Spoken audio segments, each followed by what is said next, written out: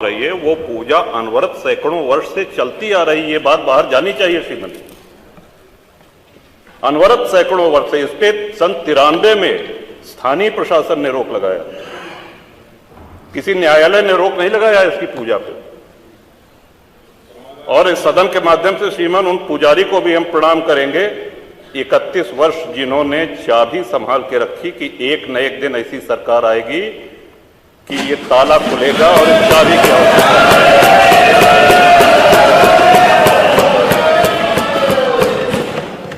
अल्लामा इकबाल, फिर वही होता है कि आधा अधूरा बोल दिए जो है पूरा बोलना चाहिए। अल्लामा इकबाल पहले वो व्यक्ति थे जिन्होंने कहा कि हिंदू और मुसलमान एक साथ नहीं रह सकते। पाकिस्तान के आइडियोलॉजिकल फादर, इसने कहा कि मुस्लिमों को अलग देश चाहिए। जिन्ना को रास्ता बताने वाले, जिन्ना को उकसाने वाले और पाकिस्तान के पक्ष में भारत के मुसलमानों ने वोटिंग करी, जिसमें 98% लोगों ने कहा कि हिंदू और मुस्लिम साथ साथ नहीं रह सकते।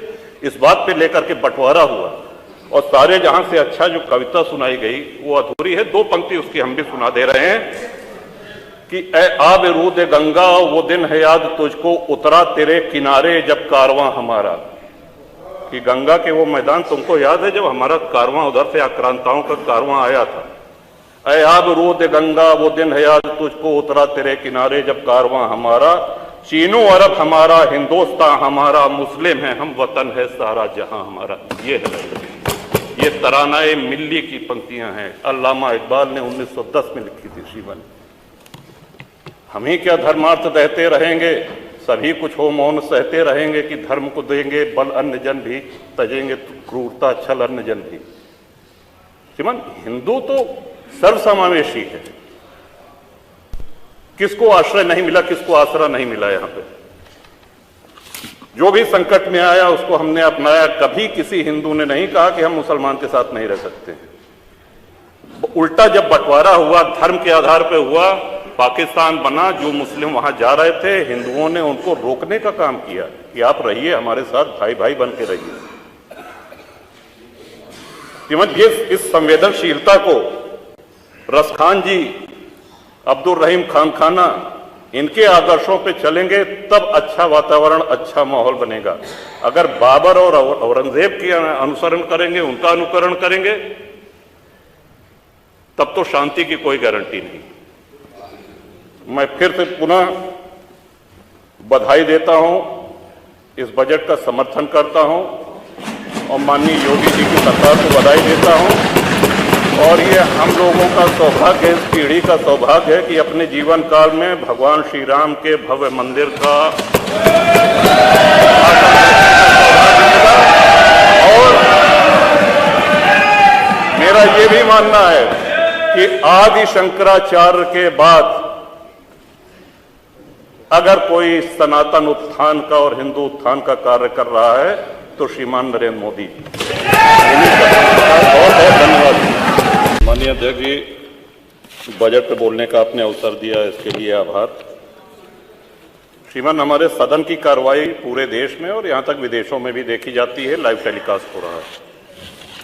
कुछ बातें यहाँ पे गलत कही गई हैं, सत्य से परे कही गई हैं और कुछ आधी अधूरी बातें करी गई हैं, जिससे बाहर एक भ्रम और भ्रांति वाली स्थिति भी बनती है। श्रीमान, जैसा कि हमने महामहिम राज्यपाल के अभिभाषण में कहा था कि प्रभु श्री राम की चर्चा सर्वाधिक हुई, बहुत अच्छी बात है।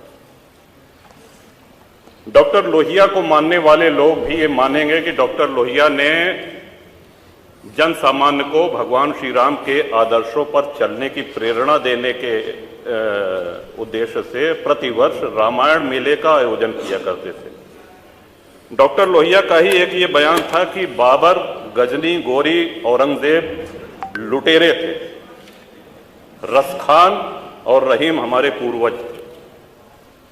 श्रीमान, ये बात यहां पे इसलिए कहना आवश्यक हो रही है कि पिछले दिनों, कई दिनों से हम देख रहे हैं कि माहौल बिगाड़ने का प्रयास हो रहा है। हल्द्वानी तक का उदाहरण दिया गया इस हाउस में। सरकार अपनी जगह पे पूरा प्रयास करती है कि हमारे राज्य में कोई उपद्रव न हो, अशांति न हो, लेकिन कहीं न कहीं एक ये आभास हो रहा है हमको कि माहौल खराब करने का एक प्रयास हो रहा है। बात की गई श्री राम जन्मभूमि की, साक्षात भगवान श्री राम ने अवतार लिया। काशी नगरी जो भगवान शिव के त्रिशूल पे टिकी हुई है, जा सुनाम बल शंकर काशी देत सबहि संकति अविनाशी, और भगवान श्री कृष्ण की जन्मभूमि। श्रीमान स्पष्ट है ये, दीवाल के ऊपर शिखर तोड़ करके गुंबद बना देने से ये गंगा जमुनी तहजीब नहीं होती। वो हमारा आक्रांताओं द्वारा तोड़ा गया है। और एक और भ्रम फैलाया जा रहा है, जो व्यास जी के गुफा में जो पूजा हो रही है, वो पूजा अनवरत सैकड़ों वर्ष से चलती आ रही है। ये बात बाहर जानी चाहिए श्रीमती। अनवरत सैकड़ों वर्ष से, इस पे सन 93 में स्थानीय प्रशासन ने रोक लगाया, किसी न्यायालय ने रोक नहीं लगाया इसकी पूजा पे। और इस सदन के माध्यम से श्रीमान उन पुजारी को भी हम प्रणाम करेंगे, 31 वर्ष जिन्होंने चाबी संभाल के रखी कि एक न एक दिन ऐसी सरकार आएगी कि ये ताला खुलेगा और इस चाबी की आवश्यकता है।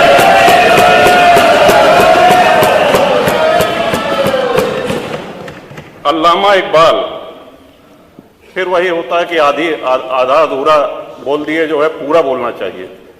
अल्लामा इकबाल पहले वो व्यक्ति थे जिन्होंने कहा कि हिंदू और मुसलमान एक साथ नहीं रह सकते। पाकिस्तान के आइडियोलॉजिकल फादर, इसने कहा कि मुस्लिमों को अलग देश चाहिए।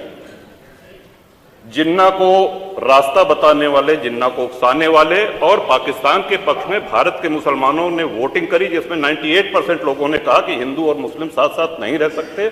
इस बात पे लेकर के बंटवारा हुआ और सारे जहां से अच्छा जो कविता सुनाई गई वो अधूरी है। 2 पंक्ति उसकी हम भी सुना दे रहे हैं कि ए आब रूद गंगा वो दिन है याद तुझको, उतरा तेरे किनारे जब कारवां हमारा।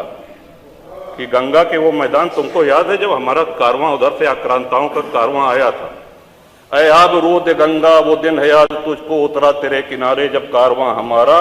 चीनो अरब हमारा, हिंदुस्तान हमारा, मुस्लिम है हम, वतन है सारा जहां हमारा। ये तराना मिल्ली की पंक्तियां हैं, अल्लामा इकबाल ने 1910 में लिखी थी श्रीमान। हम ही क्या धर्मार्थ कहते रहेंगे, सभी कुछ हो मौन सहते रहेंगे कि